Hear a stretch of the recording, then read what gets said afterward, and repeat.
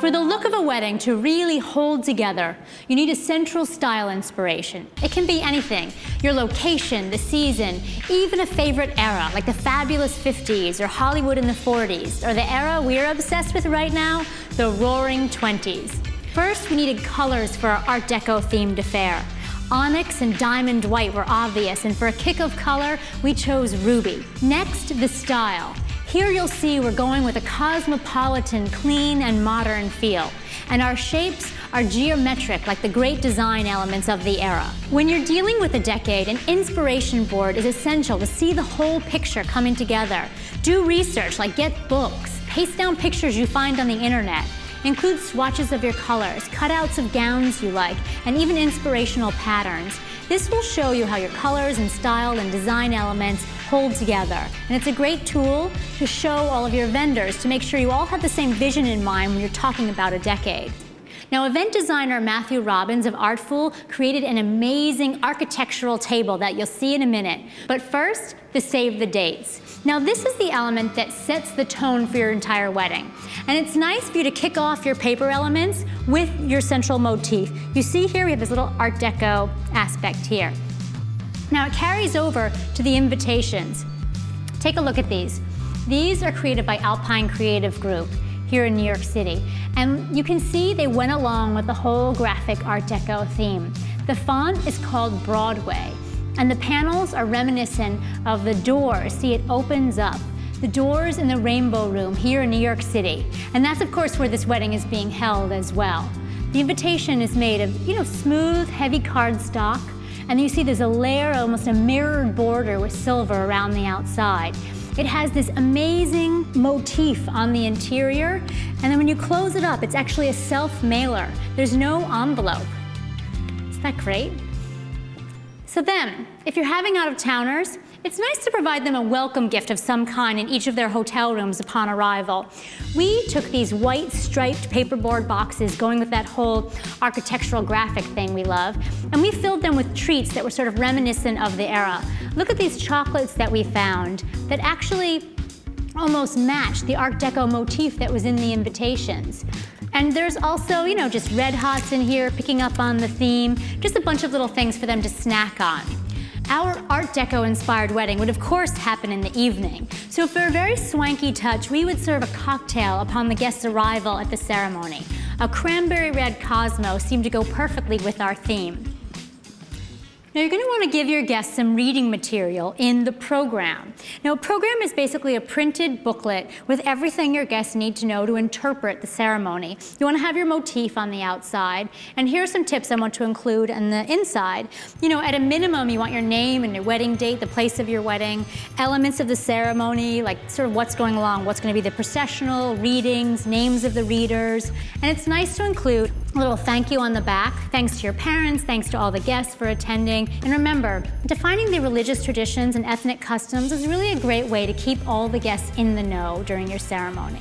Now, for your ceremony, the fashion statement you make is always important. And here we have some amazing options that follow along with our Art Deco theme. First, from Lynn Lugo Designs, we have this T-length charmeuse bridesmaid's dress. It has this pretty drapey neck to it, which seemed very reminiscent of the era to us. A little bit of a sort of a sexy evening look, but very sophisticated and also a modern interpretation, of course. Now, the Flower Girl is from Waters, and it incorporates the color scheme more than the era. And it's really a good point. Not everything has to be within the theme to a T. It might even look a little silly to have your young children wearing something Art Deco. So keep within your colors and everything will really work together nicely.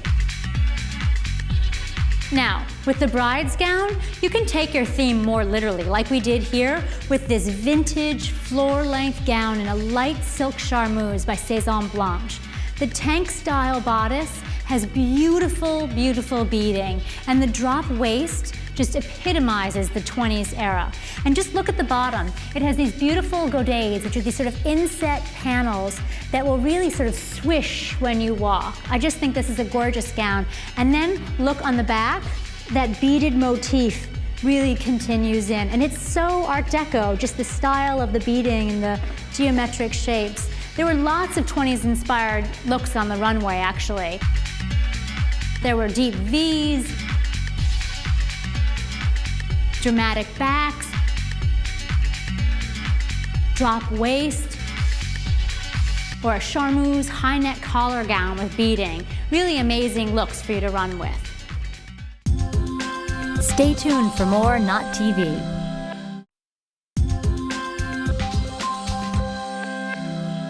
An important way to complete your bridal look is with accessories. Now, maybe your whole Art Deco theme is based on a family heirloom jewelry piece that you've always loved, or maybe you just love the look of vintage pieces. Either way, they are a great way to add to your whole look. Here we have some amazing Deco pieces from Ortman & Chef. It's a showroom here in New York City which deals in vintage jewelry. These are the real deal, worth thousands of dollars, but you can always look in Grandma's jewelry box, and if you don't have access to these type of jewels, there are plenty of vintage-inspired options in the stores out there. Now, this large diamond bracelet is circa 1925. It's platinum and pave set diamonds, and the 3 geometric sections are a perfect representation of the Art Deco period. My gosh, it's gorgeous. The ring, it also really goes along with our colors and is really special. It has a 1-carat emerald cut diamond in the center, and it's made in 1921 or 1922. Now the necklace is gorgeous. It is a very long pendant, very popular in that era. But look, it's also a watch. Such a unique item. And it's made of pave set diamonds and beautiful sapphire pieces cut on the diagonal. And it's from around 1918. Now, another way of accessorizing is through your bouquet, of course. Matthew Robbins of Artful made this bridal bouquet out of peonies, calla lilies, these are the peonies here, tree peonies, and calla lilies, which are a really beautiful architectural flower that go along with our design here, and coxcomb, which is this beautiful fuzzy textured piece around the edge. And what we love is how much all the different pinks and rich colors go together. It's very textural and just not one color, which makes it very rich and unique. Now for the bridesmaids bouquets, he had this idea that you kind of do mix and match, and we love that because it's just a little bit more modern. This one uses the fuchsia side of pink that we've been using. These are anemones, and these are privet berries. You see, that's just such a beautiful little clutch. Look at that amazing flower. So architectural in its own right, really graphic and geometric. And if you like the idea of dressing up your bouquet, for the wrap, you can use sort of 2 contrasting widths of ribbon, and it has a really interesting look. Just a simple touch, but once again, that tiny bit more unique. And this is another bridal bouquet, and you see how they carry over the element of the privet berries. This is privet berries and calla lilies, which picks up the floral element from the bridal bouquet, but once again is different. I love that mix and match feel. It's just much more modern. And this too has that gorgeous detail of a wrap. Now for the boutonnieres you see here, everyone is really different, and I love that. This first one is anemone with ivy, and look at this anemone. It's this beautiful graphic black and white flower.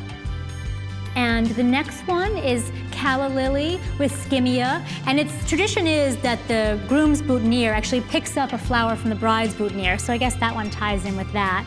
This is privet berries with ivy and a beautiful white graphic flower with some beautiful rich leaves. Stay tuned for more Not TV.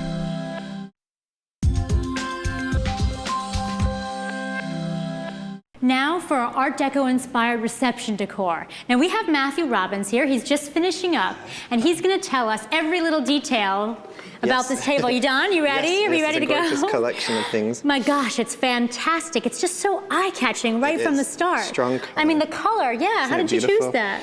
I really felt like we needed some romance in the table because we're dealing with all of these interesting harsh lines and geometric shapes. So this color was really for me like bringing the romance to all of that.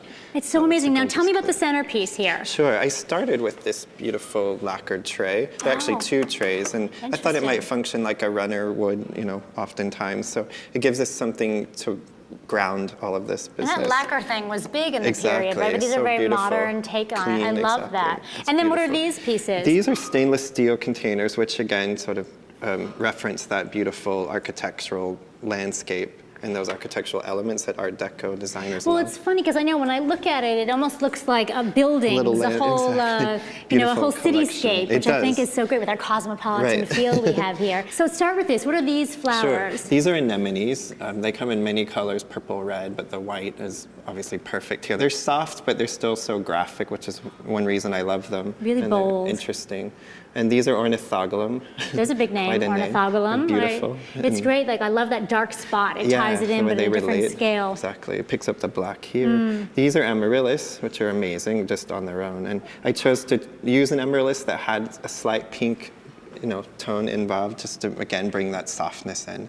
And I love how the sort of shape of them echoes So what you see, we just saw in the jewelry, All that kind this of Art clean, Deco. like those leaves and beautiful organic it's shapes. amazing. I love how they married the two worlds. It's really rich. It's beautiful, again, and these beautiful candles here. Oh, look at that. And will the light shine through those? They're very mirrored, which I know is big in the I think era. the nice thing about these is you sort of get that mirrored effect when you look inside, but they're gorgeous. Now, would this be the only light on the table, or would you have them pin spot from above as well? Definitely pin spot. In a place like the Rainbow Room, it's really important to have dramatic lighting, and I think you want to highlight all this beautiful work that you did on the table. So maybe just like a gorgeous sort of wash of pink would be nice. Oh, it looks great on people's skin. Oh, really? I want to look good as a guest, you want to look good, exactly. All right, now take us into the place settings. I love the elements you have here. I mean, right down to the silverware. I mean, this seems so much of the era. It's true. I love the black wood. It's beautiful. It's contemporary as well, and it's surprising. And you can rent these things, believe it or not. Oh, really? All this stuff is rentable? They're so and the stylish. Square plates, the square plates? These. And you could, again, use this rectangle or square for dessert, for salad. You could even, if you had a soup, you could start with something like that in an interesting square. Okay, and this little element, the flowers here? These are so cool. Yeah, these are these great bud vases. And they actually hold your napkin and they keep your flowers alive. That is so fantastic. So instead of lying it on there. Exactly. This is a little smart. It's smarter, it's clever instead of just plopping it down. I love that. And once again, the lines of everything sort of just work kind of perfectly together. It's very clean. Now, do you just look in, like, you know what the rental places have and you mentally just put the picture together? Sure, it's a good question. You mean as a designer? Yeah, as a designer, like how does it happen? Yeah, it's a great process. I mean, I think meeting the client, I love that part of it, because what are they about? What are they inspired by? So you start with a little bit of getting to know the client and then reference your library that you eventually build in your head. Remember those chairs, these beautiful plates, and it's interesting how it builds. It's just a constant language. Well, I love how everything has that feel of the era, but then there are these little modern touches. Like these are clearly not Art Deco, but they bring it to that whole other level. Exactly. And these chairs too, I mean, they aren't 20s, aren't they 30s? They I forget. are, exactly. But they're fresh. So wonderful, and clean. And that eclectic approach, I think, is very contemporary and young and refreshing. So if you can do that and make it feel consistent, which we've done here, I think that is wonderful. It's so fantastic. Thank you so much. Thank you. At this point, your friends and family are enjoying everything your reception has to offer, from the food right down to the music.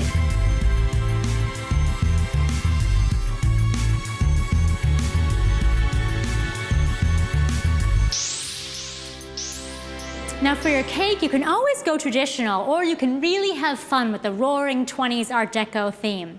Now Elisa Strauss from Confetti Cakes made this cake. It has white icing with this cool pattern using Deco red and black fabric for inspiration. We love it because it looks like one of those Art Deco buildings. You see, look at this incredible detail. It has like black dots and this beautiful pinky red that we've been using throughout. This is a floral motif that was very popular in the era. And once again, the tiers give it that architectural look and feel.